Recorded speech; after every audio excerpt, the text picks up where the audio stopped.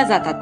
त्यामुळे या दिवशी नरकात खितपत पडलेल्या जीवांना त्या दिवसापुरते का होईना मोकळं करतात अशी मान्यता आहे. आणि त्यामुळे सुद्धा भाऊबीजेला एक वेगळंच महत्व प्राप्त होतं. यमीचे पृथ्वीवरचे रूप म्हणजे यमुना नदी.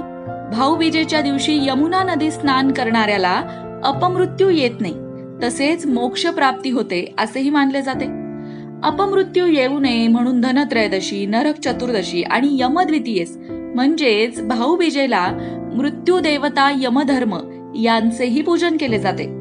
आता बघूया की बहीण भावांची भाऊबीज कशी साजरी करावी. भाऊबीजेला बंधूंना पूर्वेकडे तोंड करून पाटावर बसवावे.